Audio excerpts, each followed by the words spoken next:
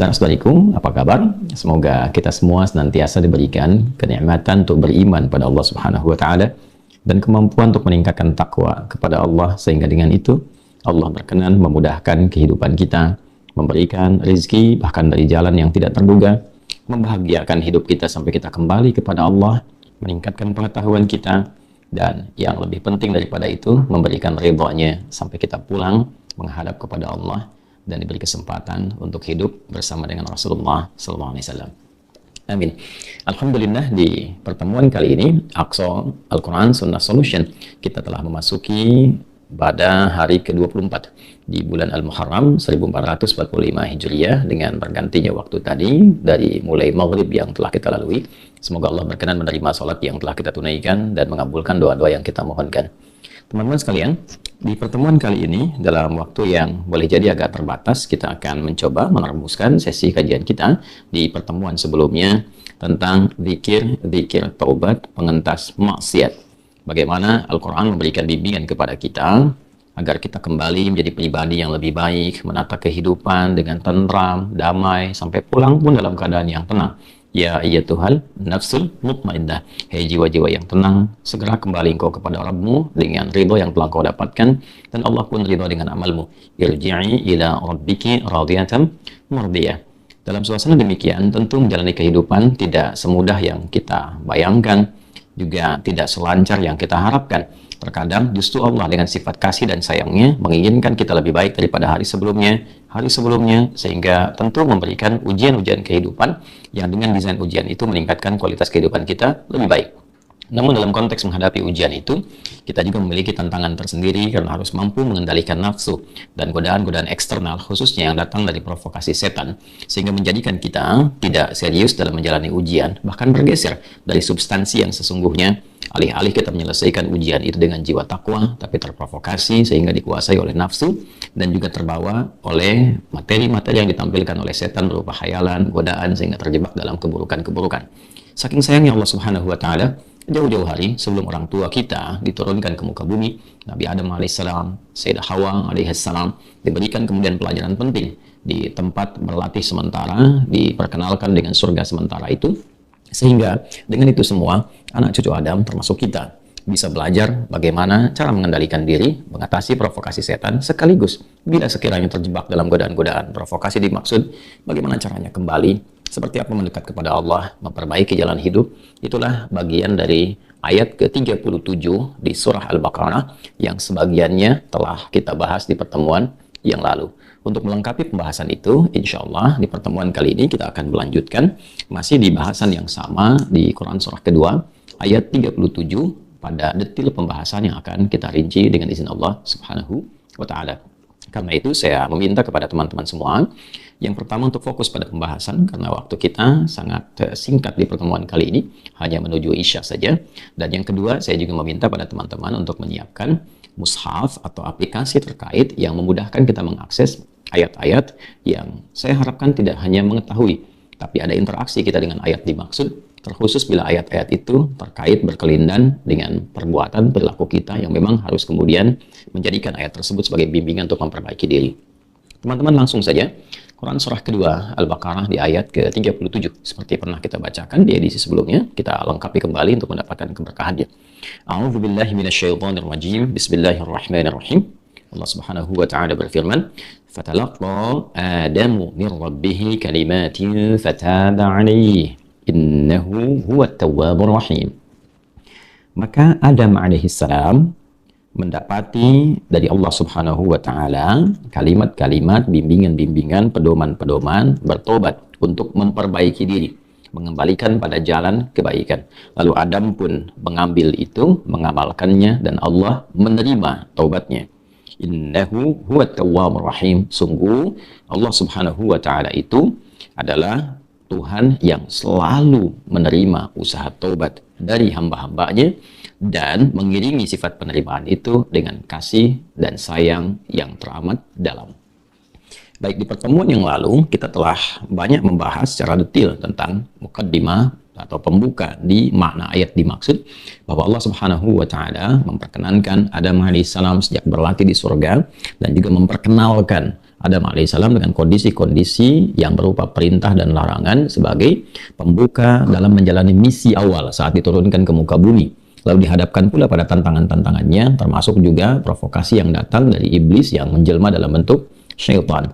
Maka izin Allah yang diberikan kepada Adam alaihissalam untuk belajar di dalamnya sampai diplesetkan oleh syaitan, pada hakikatnya izin dimaksudkan ingin menunjukkan kepada anak cucu Adam, yaitu kita semua, dengan risalah-risalah para nabi yang puncaknya ditutup dengan pedoman yang dibawa oleh Nabi mulia Nabi Muhammad SAW tentang bimbingan agar bila terjebak pada provokasi syaitan itu, menemukanlah kita jalan kembali untuk memperbaiki diri. Itulah hikmahnya. Maka dari situ Allah Subhanahu wa taala menurunkan kalimat-kalimat fatalaqa Adamu min rabbih kalimatin, bentuknya jamak. Maka Allah Subhanahu wa taala memberikan kepada Adam alaihissalam kalimat-kalimat jalan-jalan untuk bertobat, pedoman-pedoman untuk menata dan kembali kepada jalan kebaikan. Maka Adam kemudian, ini poinnya, bertalaqi, ya, mengambil itu, mengamalkan itu. Ini yang di pertemuan lalu saya menggarisbawahi dengan kuat sebagai fitrah kemanusiaan yang berbeda dengan fitrah syaitan dan iblis. Setan, iblis berbuat salah. Dia tahu Allah maha penerima taubat, tapi dia tidak mengambil kesempatan Rahman dan Rahimnya Allah untuk bertobat. Manusia berbeda. Manusia berpotensi berbuat salah, dan dalam salah itu manusia dengan fitrah kemanusiaannya mengenal sifat kasih Rahman dan Rahimnya Allah Subhanahu wa taala, sehingga dia mengambil peluang taubat itu untuk memperbaiki diri. Ini titik tekan perbedaan manusia dengan setan. Jadi kalau ada manusia berbuat salah dalam tanda petik, boleh jadi terjadi yang demikian itu karena dia mengaktifkan potensi salahnya. Tapi saat yang bersamaan ketika dia masih mengakui dirinya sebagai manusia, selalu ada potensi untuk kembali memperbaiki sehingga belajar dari kesalahan itu menjadi lebih baik. Nah, proses untuk kembali memperbaiki dan menjadi lebih baik belajar dari kesalahan tadi, itulah yang disebut dengan taubat prosesnya. Maka dari detil taubat ini yang paling menarik adalah kita akan temukan masih dalam kitab tafsir yang sama, teman-teman sekalian, di kitabnya Imam Ibnu Jarir At-Tabari atau dikenal dengan tafsir At-Tabari. Ya, ini ada 20 jilid, saya bawa jilid yang pertama terkait dengan pembahasan Jami'ul Bayan, ya, fi ta'wili ayil Qur'anil Karim atau an ta'wili ayil Qur'anil Karim, keterangan yang nampak jelas, ya kan? Kemudian juga lugas, riwayat-riwayatnya juga begitu kuat untuk menjelaskan makna-makna terdalam di dalam Al-Quran Al-Karim. Di sini di halaman ke-320, ya. Kemudian di riwayat nomor 775. Ini yang saya janjikan di pertemuan lalu akan mengungkap satu rahasia besar. Bagaimana pengaruh taubat dan dialog yang terjadi antara Nabi Adam alaihissalam dengan Allah Subhanahu wa taala ketika Adam alaihissalam mengambil kalimat taubat itu dan bertekad untuk memperbaiki diri. Ini yang mahal, teman-teman sekalian. Dan di sini nanti kita akan temukan rahasia besar betapa Allah mencintai hambanya yang ingin bertobat setelah sadar dia berbuat maksiat. Ini poin besarnya. Ya, mari kita langsung saja. Qala Imam Ibnu Jarir At-Tabari, Imam Ibnu Jarir At-Tabari, beliau mengatakan dalam riwayat ini, haddatsana bihi Abu Quraib, telah mengatakan kepada kami, menyampaikan kepada kami terkait riwayat dimaksud Abu Quraib. Qala haddatsana Ibnu Athiyyah an Qais an Ibni Abi Layla, kemudian an bin Hal bin Amr an Sa'id bin Jubair an Ibni Abbas radhiyallahu taala anhuma. Singkatnya riwayat ini didapatkan dari sahabat mulia Ibnu Abbas radhiyallahu taala anhuma, dan saya telah menerangkan profil beliau dengan sangat detail sehingga kita langsung saja kepada riwayat yang beliau sampaikan. Terkait dengan firman Allah Subhanahu wa taala, "Fatalaqa Adamu min rabbih kalimatin fataba alaihi." Maka Ibnu Abbas menyampaikan riwayat qala, Adam mengonfirmasikan ketika mendapatkan ayat ini dari Allah. Nah, ini yang mahal, teman-teman. Jadi ayat ini tidak berdiri sendiri. Ketika Adam alaihissalam menerima dari Allah Subhanahu wa taala pedoman, jalan-jalan, zikir-zikir untuk bertobat, memperbaiki diri. Dan di sini ada yang sangat menarik. Adam mengonfirmasikan kepada Allah dengan bertanya, menyampaikan, qala, Rabb, alam takhluqni biyadik? Ya, Adam mengatakan, ya Allah, bukankah engkau yang mencipta aku dengan tanganmu, dengan kuasamu? Qala, bala, kan? Kemudian Allah menjawab, ya. Qala, Adam kemudian mengonfirmasi lagi, bertanya lagi, Rabb, alam tanfakh fiyya min rahik? Ya Allah, bukankah rohku juga berasal darimu? Engkau yang meniupkannya sehingga aku menjadi hamba, ya kan, yang berkehidupan. Qala, Allah menjawab, bala, ya tentu saja Adam. Ya, qala, Adam kemudian berkata lagi, Rabb, alam tuskinni jannatak? Ya Allah, bukankah engkau yang menempatkan aku dalam surgamu? Kan? Kemudian qala, Allah Subhanahu wa taala menjawab, bala, ya tentu saja. Ya, qala, kemudian Adam mengonfirmasi kembali, bertanya lagi, Rabb, ya Allah, alam tasbiq rahmatuk ghadabak? Ya Allah, bukankah rahmatmu senantiasa mendahului amarahmu? Masya Allah. Qala, Allah menjawab, bala, ya tentu saja.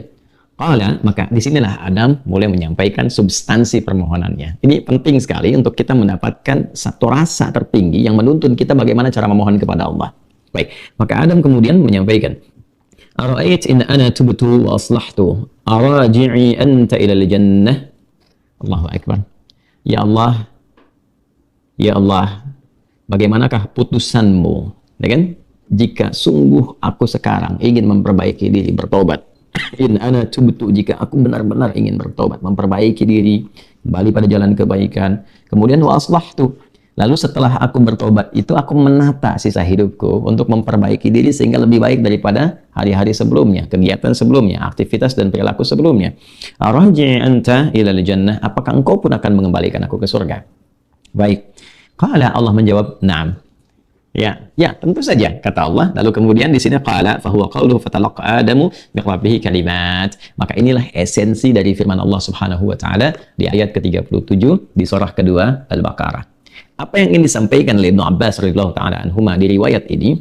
Nah, di riwayat ini ada dua poin yang sangat penting, teman-teman sekalian, yang penting sekali untuk kita garis bawahi dan menjadi pedoman bagaimana cara kita bertobat dan memperbaiki diri.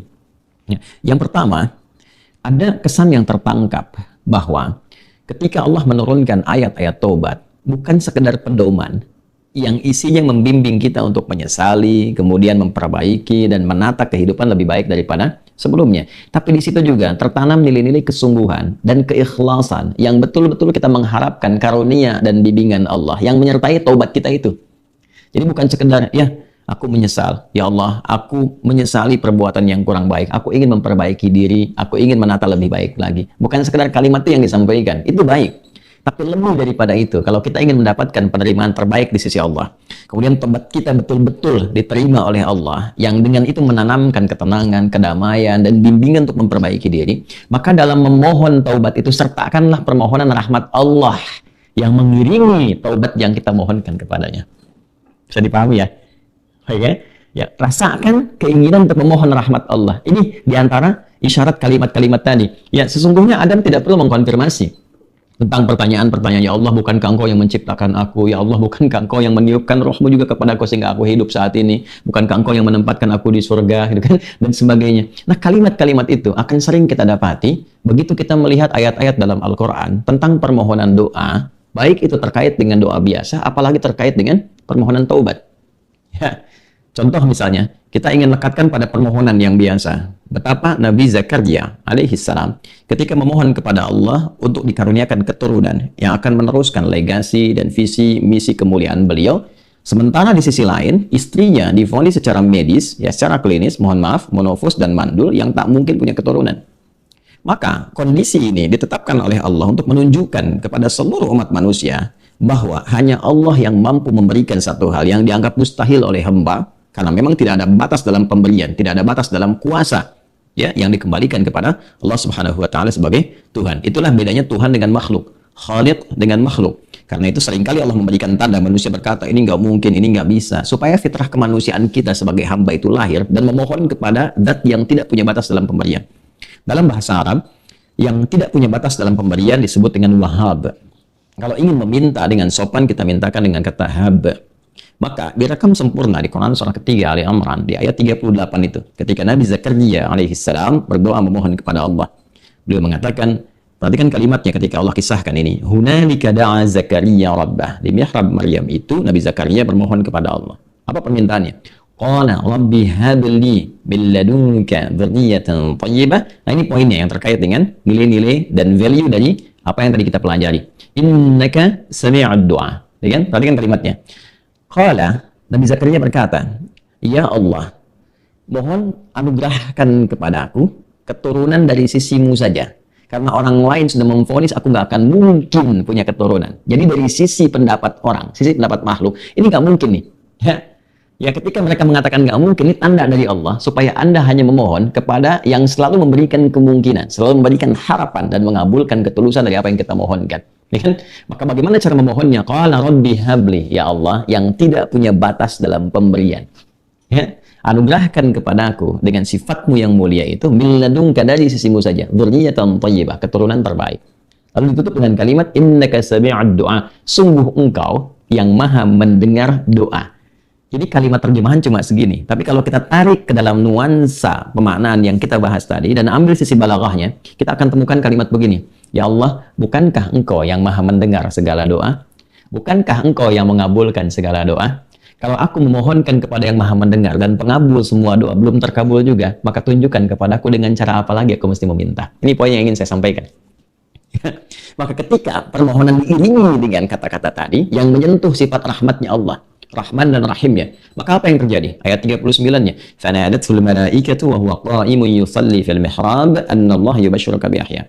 Maka turun malaikat tak pakai jeda. Begitu selesai kata-kata itu diungkapkan, turun malaikat mengatakan, Zakaria alaihissalam, kamu dapat kabar gembira akan punya keturunan bahkan langsung namanya dari Allah, Yahya.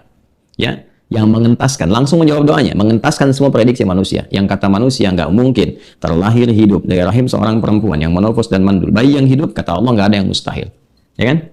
Melampaui semua batas-batas itu. Jadi dan hidup dia. Kalau kita tarik ke kalimat-kalimat taubat, misalnya yang dimohonkan Nabi Isa alaihissalam untuk umatnya, ya ketika Allah menetapkan ini hukum, bagi yang melanggar akan dihukum begini. Ya, kemudian bagi yang taubat, dia akan diberikan anugerah seperti ini. Ya, maka Nabi Isa alaihissalam terekam sempurna dalam Al-Quran menyampaikan, ya Allah, ya jika pun mereka ini berbuat salah, maka mereka ini hamba-Mu. Ya, fa innahum ibadu, mereka hamba-Mu ya Allah. Tapi Engkau jika mengampuni mereka, gitu kan, maka sungguh Engkaulah pemilik rahmat yang sempurna. Engkaulah pemilik kasih dan sayang yang sempurna. Jadi sentuhan-sentuhan itu yang menyertakan rahmat Allah dalam permohonan kita, itu yang lebih cepat mengguncang arasy dan memberikan kemudian pendampingan langsung dengan rahmat Allah itu pada taubat kita yang menjadikan taubat itu semakin sungguh-sungguh. Ini kunci utama. Jadi kalau saya panjang lebar menyampaikan, simpelnya begini, kalau taubat jangan nanggung. Gitu. Ya, kalau taubat jangan nanggung. Supaya taubatnya betul, tidak taubat kejadian lagi, taubat kejadian lagi. Maka caranya, ini kata Ibnu Abbas, sertakan rahmat Allah di dalamnya. Supaya rahmat Allah itu mengiringi kesungguhan taubat kita, penyesalannya tertanam dalam jiwa, setelah itu kita merasakan perubahan. Itu poinnya. Jadi kalau ingin cepat taubatnya diterima oleh Allah, rasakan rahmat Allah, hadir di dalamnya, lalu tanamkan pada diri kita. Ya kan? Ya dihidayahkan Allah yang menciptakan engkau, Allah memberikan jalan kepadamu, Allah memberikan nafas kepadamu, Allah memberikan waktu. Saat kamu akan berpulang. Kalau bukan karena rahmat Allah, bagaimana engkau berhadapan dengan Allah saat dihisab? Ya kan? Lalu kita balikan, ya Allah, engkau yang menciptakan aku. Engkau yang memberikan kehidupan kepadaku. Engkau yang memberikan jalan-jalan kepadaku. Sungguh dalam keadaan ini aku hamba-Mu yang Engkau maha tahu banyak berbuat maksiat. Tapi aku pun menyadari betapa besar rahmat-Mu yang melampaui murka-Mu. Maka dengan semua rahmat aku mohon ya Allah, bimbing hamba untuk bertaubat, memperbaiki diri sebelum berpulang kepadamu. Nah kalimat-kalimat itu dalam. Itu poin yang pertama. Ya? Jadi singkatnya itu, jika ingin bertaubat, jangan nanggung, sertakan rahmat Allah di dalamnya sehingga membuat kita lebih serius dan lebih kemudian merasa ya dalam jiwa kita untuk kembali kepada Allah. Yang kedua, ada poin anugerah. Ya, orang-orang yang tobatnya serius, yang benar untuk memperbaiki diri, bukan sekedar formalitas dia bertobat ya dengan istighfar misalnya, walaupun di situ pasti ada jalan kebaikan. Nah, orang-orang kembali yang berusaha dengan serius tobat, dia memperbaiki diri, maka di situ mendapat jaminan dari Allah Subhanahu wa taala. Lewat dialog ini, Allah bukan hanya akan membimbing ia untuk memperbaiki dirinya lebih baik dari sebelumnya, lebih tenang, lebih damai, lebih nyaman. Jadi ingat ya, taubat itu hal yang pertama Allah berikan, itu bukan materi dunia dulu.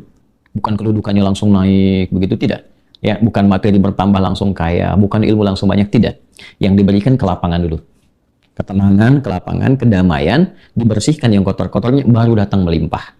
Ya, baru datang melimpah. Anugerah-anugerah sesuai dengan pilihan hidup kita untuk beribadah dan sebagai bekal kembali kepada Allah. Nah, nanti kalau benar taubatnya dan memperbaiki diri, diberikanlah kelapangan itu, lalu ditempatkan di kondisi lebih baik dari sebelumnya. Ini yang dimaksudkan kalimat di sini. Ya ara'aitin ana tubtu wa aslahtu arajin anta ilal jannah. Ya Allah, jika memang aku betul-betul bertobat, betul-betul memperbaiki diri, menata jalan hidup, apakah engkau akan mengembalikan aku ke surga? Ya, maka apa yang dijawab oleh Allah? Ya, na'am, ya tentu saja kamu akan dikembalikan. Tapi perhatikan cara Allah mengembalikannya. Ditempatkan di surga yang lebih baik dari surga pendahuluan sebagai tempat belajar sebelum turun ke bumi. Silakan perhatikan. Bukankah di surga saat Adam belum turun ke bumi, hanya untuk berlatih materi sebelum turun, ya apa yang harus kerjakan, harus tinggalkan. Bukankah di dalamnya ada ujian? Ya, silahkan makan minum tapi jangan dekati yang ini, jauhi ini, lakukan ini, itu kan perintah dan larangan. Tapi surga yang akan ditempati saat kita kembali kepada Allah, Bagaimana wujudnya, bagaimana sifatnya. Allahu Akbar, jannatun na'im, semuanya kenikmatan. Nggak ada larangan lagi, nggak ada perintah lagi, semua tinggal nikmat saja. Berbeda dengan sifat yang pertama. Ya, artinya apa? Di sini diberikan kesan kepada kita, orang-orang yang bisa memperbaiki dirinya, selain hidupnya lebih damai, lebih tenang, lebih nikmat dibandingkan saat ia larut dalam maksiat. Anda punya harta, ya dihasilkan dari harta yang haram, yang riba, yang korupsi, yang menipu dan sebagainya. Lalu sadar, ya dari judi dan macam-macam, sadar tuh. Lalu ditobati tuh. Begitu tobatnya benar dan memperbaiki diri, awal-awal itu nggak mudah karena harus melepaskan kebiasaan, melepaskan gaya. Gaya kan bandingannya dengan tekanan kan? F berbanding lurus dengan P kan? Ya, gaya berbanding lurus dengan tekanan kan? Artinya semakin gaya, banyak gaya semakin tertekan kan? Ya. Nah, ketika itu dilepaskan, tekanan kan tinggi juga. Ya. Tapi apa yang terjadi? Balasannya ketenangan setelah itu. Kedamaian. Setelah tenang, damai dibalik sama Allah tuh. Dibalik, diperbaiki hidupnya. Lebih enak lagi, lebih menikmati kehidupan, lebih berkah, lebih tenang, gak dikejar apa-apa.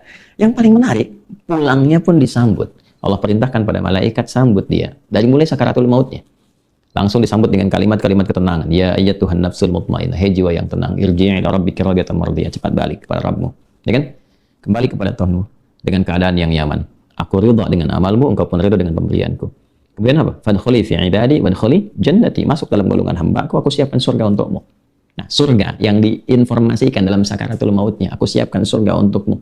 Itu lebih indah, lebih baik dari semua kemewahan yang pernah ia rasakan di dunia, dan itu nggak ada bandingannya. Walaupun setetes. Walau setetes. Itu poinnya. Jadi bertobat itu mesti punya motivasi.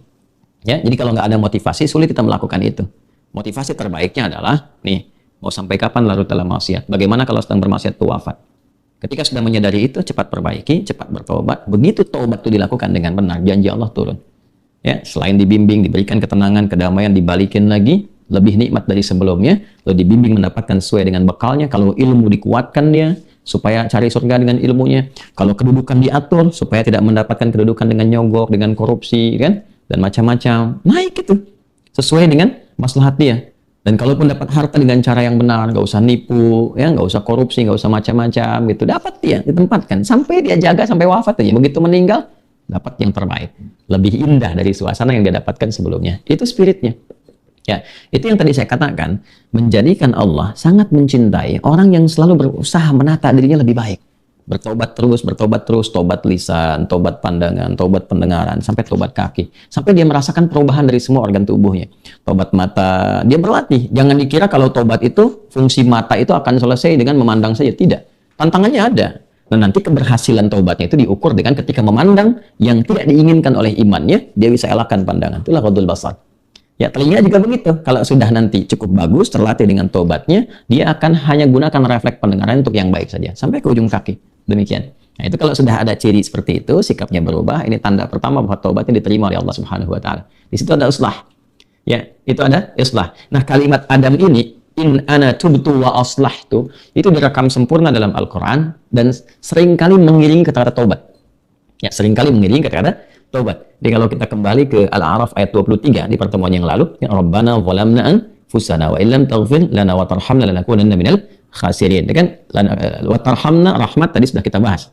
Nah, ketika seseorang berbuat zalim, Rabbana zalamna anfusana, kita akan temukan beberapa kalimat taubat dalam Al-Quran itu selalu dilekatkan pada kezaliman, menempatkan sesuatu pada yang salah. Lisan harusnya berkata baik, berkata yang kotor, itu zalim, ya kan?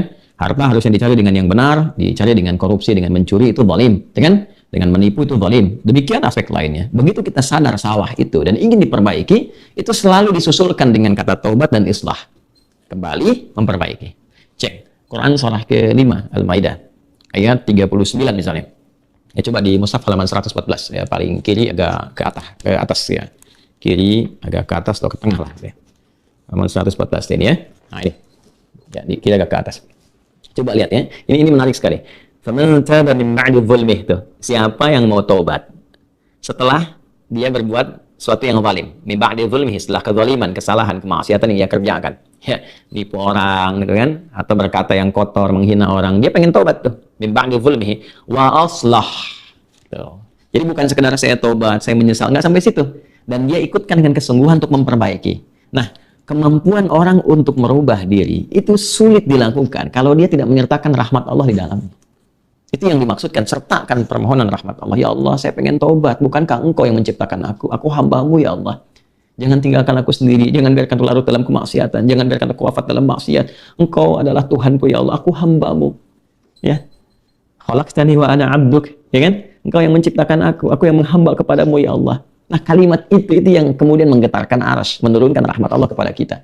Dan itu nanti yang menjadikan Sayyidul Istighfar di Al-Bukhari itu. Ya, Sayyidul Istighfar, puncak istighfar tertinggi itu. Ada kalimat di dalamnya, ya. Khalaqtani wa ana 'abduk, ya Allah, Engkau yang menciptakan aku, Engkau Rabbku, Engkau yang merawatku, Engkau yang menurunkan rahmat-Mu kepada aku, ya Allah, dan saya hamba-Mu. Ya, kalau kepada Tuhan yang aku tuhankan, yang aku agungkan, yang merawat aku, belum mendapatkan permohonan kasih untuk aku bertobat, kepada siapa lagi mesti mohon? Itu rahmat namanya.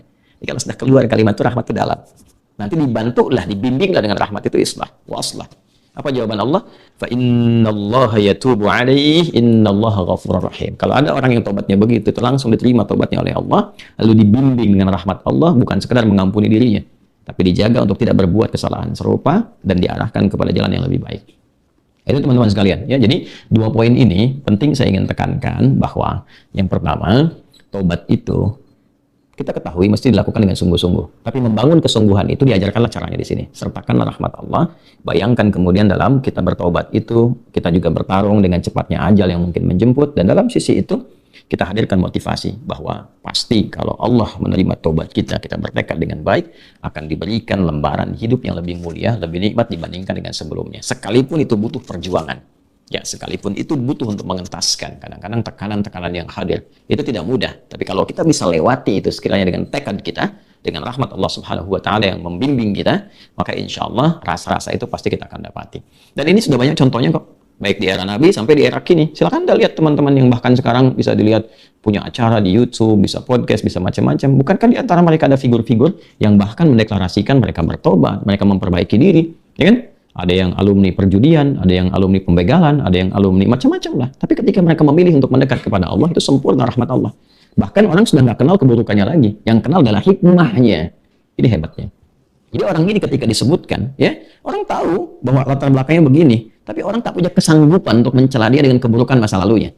Yang ada dibimbing lisannya untuk menampilkan hikmah kebaikan yang mentransformasikan orang ini jadi pribadi yang lebih baik. Jadi ketika bicara masa lalunya itu hanya untuk jembatan, menjadi jembatan informasi supaya bagaimana membimbing kita caranya bertobat menjadi lebih baik. Itu yang dahsyat.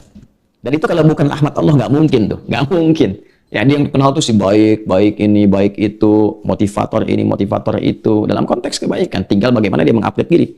Apakah pengen jadi ustadz, pengen jadi pengusaha, pengen jadi ilmuwan, pengen jadi pejabat. Yang pasti transformasi perubahannya akan dikenang dan menginspirasi orang-orang untuk menjadi lebih baik. Ya, itu poin pertama. Poin keduanya, jangan pernah putus harapan bertobat. Karena nggak ada manusia sempurna. Tidak ada manusia suci. Fala tuzakku anfusakum. Jangan pernah engkau menilai dirimu suci, kata Al-Quran. Allah langsung menyampaikan. Nggak ada orang yang nggak pernah salah.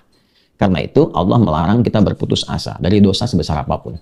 Ya, ada di antara misalnya orang yang pernah melakukan perbuatan dosa besar. Apakah membunuh, apakah berzina, ya, apakah berbuat riba dan sebagainya. Jangan pernah menyimpulkan bahwa wah ini dosa saya terlalu besar, nggak mungkin diampuni. Ingat itu ya. Ketika kata-kata itu hadir, ingat pertemuan sebelumnya, Anda sedang diprovokasi oleh setan. Karena hanya setan yang punya kesimpulan seperti itu.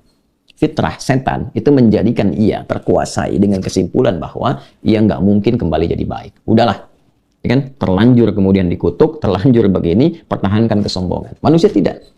Ya, langsung turun Quran surah 39 di ayat 53. Qul ya ibadiyalladzina asrafu ala anfusihim la taqnatu min rahmatillah. Kaidah pertama. Ya Muhammad SAW sampaikan pada semua hamba-hambaku, duhai hambaku, ya, yang merasa pernah berbuat kesalahan, yang begitu berlebih. Israf itu yang tak terlukiskan, kadang-kadang berlebihan. Ya, orang ini bunuh orang pun karena salah. Yang ini memang pembunuh, pernah bunuh ini itu dan puas melakukan kegiatan-kegiatan maksiat. Yang ini mabuk, yang ini zina. Tiba kemudian selalu ada kesentuhan. Hidayah Allah itu akan selalu berlaku sebelum nyawa sampai ke kerongkongan. Fitrahnya akan sampai. Nah, begitu itu sampai menghunjam pada jiwa, selalu ada kesan. Apakah ada kesempatan saya berubah? Nah, di titik itu disambut langsung oleh firman Allah. Ya, la taqnatu min rahmatillah. Ya Muhammad, sampai saking tingginya kalimat taubat, Rasul terbaik yang diminta menyampaikan. Ya Muhammad SAW, ya kan? Sampaikan kepada umatmu. Sampaikan pada hambaku. Jangan pernah putus asa dari rahmatku. Ini poinnya. Jika Anda mampu mengambil rahmat itu, innallaha yaghfiru dzunuba jami'a. Aku akan ampuni semua dosa yang pernah dia kerjakan sepanjang dia mau bertobat dan menjadikan tobat itu serius dengan memohon rahmatku untuknya. Tuh, itu yang tadi mahal kita bahas. Nah, kalau sudah paham itu tinggal kita detilkan bagaimana caranya. Disinilah kemudian turun zikir-zikir utama. Ya, misal saya ingin turunkan beberapa hal untuk jadi contoh buat kita semua misalnya. Ya, kita ambil di antara sekian dosa yang pernah kemarin saya juga singgung sekilas tentang dosa pembunuhan misalnya. Bagaimana seorang yang telah melakukan misalnya pembunuhan, itu termasuk dosa besar, sab'ul mubiqat, di antara 7 dosa besar selain syirik, kemudian zina dan sebagainya. Di situ ada pembunuhan. Ya, tapi apakah Allah akan biarkan ya dengan keadaan yang terancam dalam hidup? Ya, misal ancaman pertama itu ditandai dengan kegelisahan. Jangan dikira orang yang pernah membunuh itu tidak gelisah. Gelisah. Ya, terbawa bayang-bayang dan sebagainya, nggak enak nyaman, kemudian nggak enak tidur, itu terbawa itu. Ya, karena itu tidak sedikit juga orang-orang yang terlibat dalam satu keadaan tertentu itu, ya seperti itu. Coba lihat tuh yang terjadi di Irak itu. Jangan dikira ya militer-militer yang melakukan misalnya tindakan-tindakan itu lepas begitu saja. Anda bisa lihat ada yang stres, ada yang nembak temannya, ada yang sampai sekarang juga nggak sehat dan sebagainya, kan? Ya perlu kemudian pembiasaan lagi, ya perlu terapi macam-macam. Itu terbawa. Ya kalau dilakukan itu dengan cara yang tidak legal, tidak benar, ya dalam kondisi-kondisi yang nggak dibenarkan secara syariat, karena ada fitrah di situ. Ya Allah yang ciptakan, hanya Allah yang berhak untuk menentukan. Ya, kapan dia kembali sesuai dengan ajalnya, bagaimana caranya. Ini yang dibenarkan, ini yang boleh, ini yang tidak boleh. Bagaimana kebolehan itu kemudian dijamin benar oleh Allah, apa hukumnya, apa turunannya, ada kualifikasinya. Ketika tidak benar dilakukan, itu jadi persoalan.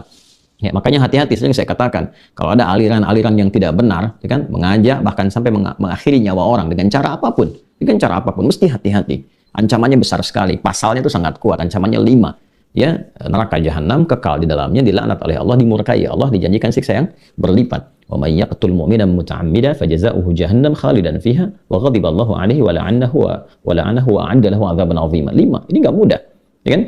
Maka bagaimana kemudian itu bisa ditarik untuk mendapatkan rahmat Allah sehingga disesali, ini dialihkan pada yang lebih baik. Ya kan? Seperti orang-orang dulu pernah melakukan itu. Zaman jahiliyah berubah, hilang semuanya, traumanya hilang, segalanya hilang, jadi lebih baik ke depannya dan lebih cerah aktivitasnya. Allah berikan kedamaian, ketentraman, hilang itu, isinya tobat luar biasa. Diturunkanlah Quran surah Al-Qasas, surah ke-28 misalnya di ayat yang ke-16. Ya, coba buka ya. Quran surah ke-28 Al-Qasas. Nah, ini Al-Qasas di ayat yang ke-16. Nah, ini ya, sebelah kanan teman-teman, halaman 387 ya. Ini paling kanan nih. Ya, ini kisah pelajaran yang sanadnya nanti tersampai ke Nabi Musa alaihissalam ketika ada kejadian yang pernah saya sampaikan dulu. Ya, Nabi Musa sedianya ya melerai 2 orang yang sedang berselisih, yang satu dari kaumnya, yang satu dari kabilah atau suku lain. Tapi ternyata yang ngeyel dari sukunya tuh, seringkali begitu tuh. Ya, kalau ada yang dipisahkan tuh baik, kadang-kadang ya ada soft corruption di sini ya, ada keinginan halus ya untuk selalu dibela walaupun salah. Ya, kamu kan tetangga saya, kamu kan dari kampung saya, masa nggak bela saya? Kan padahal dalam posisi salah harus dijelaskan dengan cara yang benar. Nah, Nabi Musa itu pada saat itu jengkel, kan sudah diterangkan, sudah dipisahkan, yang ini malah ngeyel, maka diingatkan beliau ditampar. Cuma kekuatannya kan luar biasa. Begitu ditampar ternyata meninggal. Ya, nah hikmahnya adalah diizinkannya Nabi Musa oleh Allah Subhanahu wa taala dalam keadaan demikian. Hikmahnya apa? Salah satunya mengajarkan zikir tentang taubat ketika terjadi peristiwa pembunuhan. Ini poinnya. Nabi Musa menegakkan kebenaran, secara fikih dia benar. Ya, nggak bisa disoal di situ. Secara fikih dia benar. Ya. Tapi izin Allah itu terjadi untuk menurunkan sebuah kalimat yang nanti direkam sempurna, disampaikan oleh Nabi Muhammad SAW dengan turunnya wahyu dari Allah Subhanahu Wa Taala tentang kisah tadi, lalu diisikanlah dengan zikir.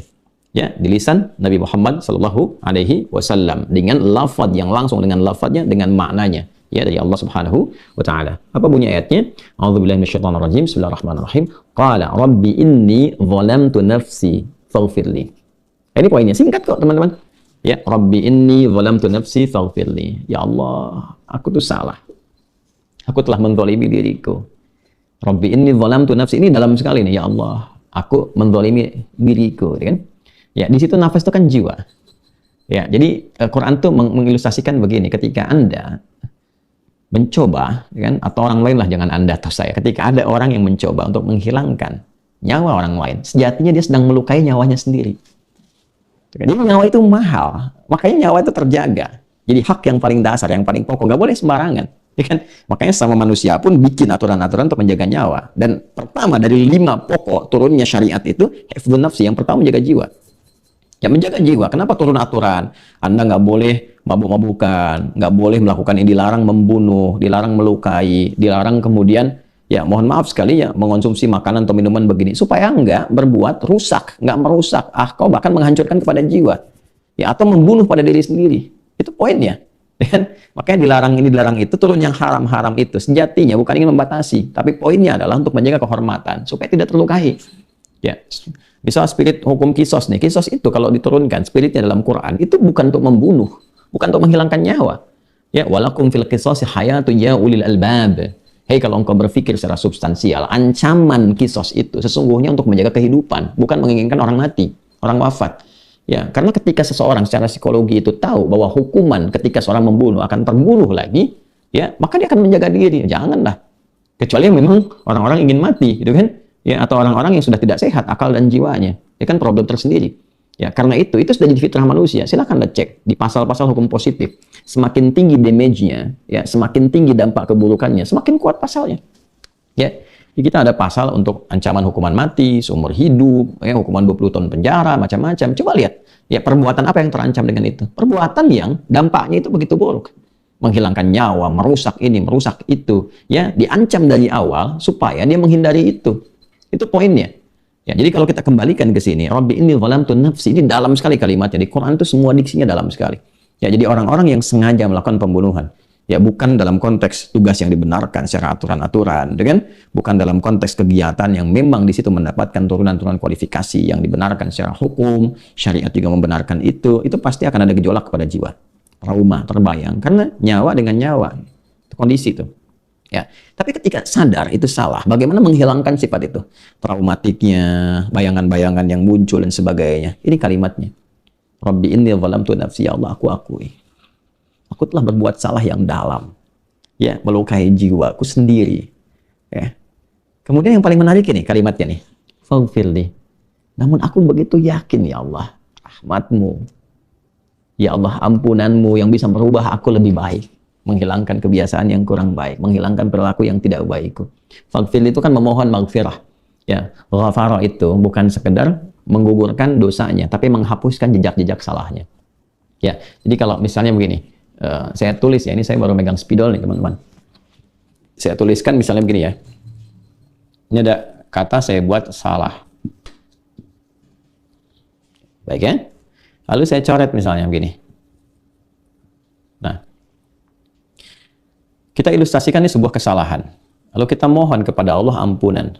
Yang kita kenal dengan maghfirah. Maghfirah. Ini kan? Ini ya. Asalnya dari kata ghafara. Ini asal katanya. Ghafara.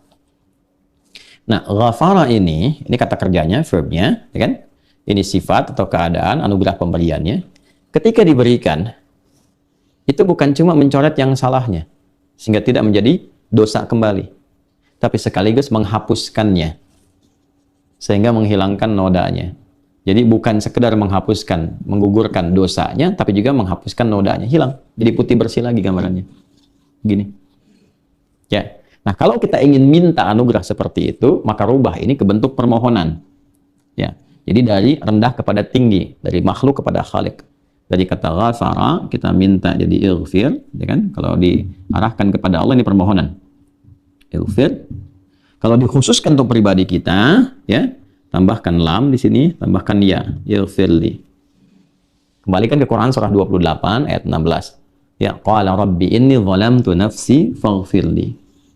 Ditambahkan fa untuk menunjukkan sesuatu yang cepat. Saya nggak pengen ditunda, ya Allah. Ya, makanya kalau tobat jangan tunda-tunda. Ya Allah, mohon ya Allah dengan cepat, ampuni saya. Saya menyadari saya salah. Ya Allah, saya menyadari ada sesuatu yang besar yang saya lakukan. Ya kan? Dan itu keliru. Saya sadar ya Allah. Tapi saya pun punya keyakinan bahwa ampunanmu itu begitu luas. Rahmatmu pasti mendahului murka dan amarahmu. Maka saya memohon ya Allah dengan keagungan zatmu. Engkau yang menciptakan aku. Aku hambamu ya Allah. Jangan tinggalkan aku sendiri. Mohon ampuni aku. Begitu dapat dengan baik. Dan disertakan rahmat Allah dengan cara yang tadi. Faghafaralah. Maka Allah langsung yang jawab. Ini bukan kalimat adi hidayat ya. Langsung Allah yang jawab. Faghafaralah. Langsung turun jawabannya. Ghafara lahu. Allah ampuni. Dan pakai fa juga. Ya. Pakai faghfaralah, dan Allah cepat akan kabulkan itu untuk mengampuni dosa-dosanya dan menghilangkan jejaknya. Nah, jadi kalau ada dosa pada pembunuhan, misalnya ya, bagi ada orang yang pernah membunuh dan sebagainya, lalu dia bertobat, lalu dia gunakan kalimat ini, dan bukan sekali dua kali baca ya, artinya sertakan terus dalam sujudnya, zikir setelah sholat, sampai dia merasakan itu ada dalam jiwanya. Ya, makanya para ulama kadang begini, kalau melihat orang datang, terus ngelihat gitu keadaannya, ya Syekh, saya ajarkan aku zikir gini, ya udah, ya tahu nih kesalahannya ini, kamu baca ini sekian kali. Nah, sekian kali itu bukan jumlah mutlak, ya kan?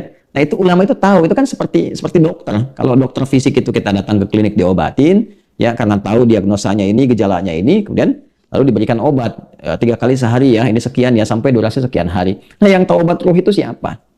Obat roh itu yang tahu Allah, karena semua kaitan dengan roh kembali kepada Allah. Quran surah ke-17 ayat 85. Wa yas'alunaka 'anir ruh qul ruhu min amri rabbi wa ma utitu minal ilmi illa qalila. Ya kan? Semua urusan roh kembali kepada otoritas Allah. Kata Allah, kamu enggak diberi ilmu kecuali sedikit. Nah, yang diberi sedikit itu lewat siapa? Lewat Rasulullah sallallahu alaihi wasallam, lewat para rasulnya. Puncaknya Rasulullah sallallahu alaihi wasallam. Maka diberikan pengetahuan pada Rasulullah. Ini kalau ada yang mengganggu rohnya, kalau ada persoalan ini, merasa kepada jiwa, ada ingin penyesalan, gini cara kembalinya. Ini obatnya. Nabi mengajarkan pada umatnya, yang bisa menangkap dan meneruskan legasi itu adalah para ulama. Hadisnya jelas, wa innal ulama warathatul anbiya. Para ulama itu penerus risalah para nabi. Maka kita belajar dari para ulama, datang ke ulama. Ulama kita yang tahu, yang paham ilmu, mengerti, mendiagnosis. Oh, ini gejalanya ini, diagnosanya seperti ini. Maka kamu sekian kali. Kadang-kadang beda. Zikir yang sama si fulan 100, yang ini 200. Ya, tidak menjadi mutlak. Jangan berarti simpulkan 100 kali, 200 kali, bukan.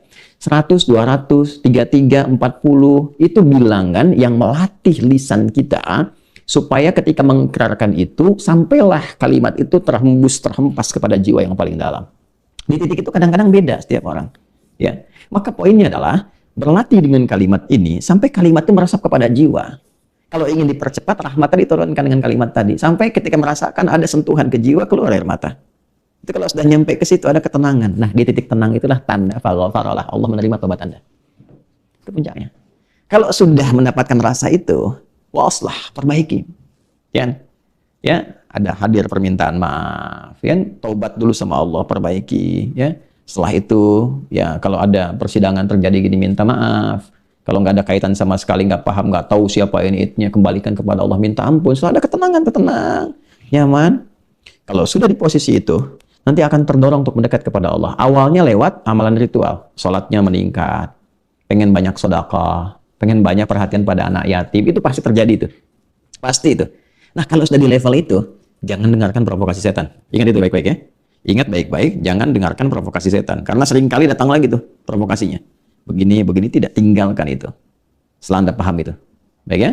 Tinggal menata hidup lebih baik. Wa aslah, perbaiki lagi, dan seterusnya. Kalau itu sudah didapatkan, innahu huwal ghafurur rahim. Tanamkan pada dirimu, kata Allah, aku sungguh maha pengampun dari semua dosa, penyayang dari semua yang ada.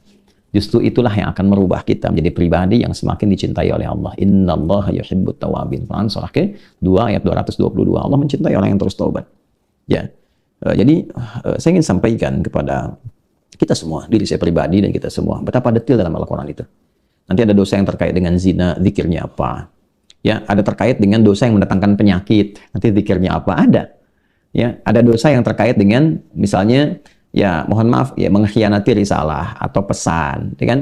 Atau melenceng dari tugas sehingga terjadilah musibah-musibah. Harusnya begini kok menyeleweng dari tugas, muncullah musibah, memperbaikinya gimana? Ada zikirnya itu. Ya. Nah, karena itu saya juga ingin berterima kasih ya melalui malam ini tausiah kita, acara Al-Aqsa kita Al-Quran Sunnah Solution, kepada teman-teman kita yang bertugas di lapas-lapas. Masya Allah ya, saya mendoakan teman-teman menjadi hamba-hamba Allah terpilih yang terbaik. Luar biasa ya. Semoga kalimat saya ini juga sampai ke teman-teman di lapas untuk menjadi bagian dari motivasi. Allah memilih Anda, bukan hamba yang lain. Ya, untuk menjaga siapa? Menjaga orang-orang yang ingin kembali menjadi lebih baik. Ya, pada hakikatnya, teman-teman yang ada di lapas, ingin saya sampaikan, saya mencintai Anda semua karena Allah. Tidak ada manusia sempurna. Tapi manusia terbaik adalah manusia yang menyadari saat dia salah, itu adalah jalan dia menuju saleh. Maka Allah sayang. Ya, Anda bukan diisolasi, bukan dipisahkan, tapi didekatkan dengan Allah di tempat yang tidak menjadikan Anda sibuk berbuat maksiat lagi. Anda hadir di dalam, walaupun itu tempat yang disebut dengan lapas, tapi di situ ada masjidnya, ada tempat ibadahnya, kadang ada ustadz membimbing dan sebagainya. Kalau Allah sudah tempatkan Anda di tempat yang khusus supaya dekat dengannya, masjidnya ada, ustadznya ada, pembimbingnya ada, tiap hari yang Anda bisa lakukan hanya bisa luas mendekat kepada Allah. Belum juga cukup Anda untuk bertobat. Dengan cara apa lagi Allah berikan fasilitas pada Anda untuk tobat? Karena itu sekali lagi terima kasih teman-teman yang dititipi amanah untuk berjaga di lapas, ada amal soleh di dalamnya, ya, ada nilai-nilai kebaikan, semoga Anda diikhlaskan, jangan jadi fasilitas keburukan lagi, sehingga menjadikan orang salah semakin banyak salah. Ingat, amal Anda banyak, pahala Anda banyak, jangan sampai menjadi di situ, mohon maaf, justru pelaku dan fasilitator keburukan. Jadi sekali lagi, jangan sampai keberadaan Anda di situ justru menjadi fasilitator dari hal-hal yang lebih buruk lagi, ya. Selalu mendekat, dan mudah-mudahan Allah muliakan pada kita semua. Dan ada satu kesimpulan yang hebat. Semua jenis zikir yang sifatnya detil, ya, yang saya katakan detil itu kan maksiat di setiap era nabi-nabi itu berbeda-beda. Zaman Nabi Lut beda dengan Nabi Nuh, beda dengan Nabi Ibrahim. Itu ada zikirnya. Itu bisa dikumpulkan keseluruhannya lewat satu kalimat yang diajarkan Nabi SAW dalam hadisnya. Jadi kalau sedang bingung zikirnya apa nih? Saya pernah berbuat ini, saya pernah begini, saya ingin temukan zikirnya, bingung, nggak tahu spesifikasinya. Ada satu kalimat yang ini kalau dibacakan, ya, bukan sekedar mengampuni dari dosa-dosa yang pernah dikerjakan, diampuni oleh Allah, tapi juga mempercepat rahmat Allah diberikan kepadanya, mengantarkan ia pada husnul khatimah, dan menempatkan dia pada surga terindah ketika kembali pada Allah Subhanahu wa Ta'ala. Karena zikir yang ia bacakan tadi dan konsistensi untuk berubah. Nah, bagaimana kalimat zikirnya? Itu yang akan kita bahas di pertemuan berikutnya. Mohon izin teman-teman sekalian, waktu kita singkat, ini sudah mau masuk ke Isya. Karena ada kegiatan yang saya harus kerjakan ke luar kota, edisi kita sampai menjelang Isya ini. Semoga Allah muliakan kita semua. Insya Allah bertemu di lain kesempatan, lain waktu. Dan saya mengajak pada teman-teman semua, secara singkatnya, insya Allah kita punya agenda speed up untuk pesantren sampai di bulan depan. Ada peluang teman-teman berwakaf, khususnya untuk masjid.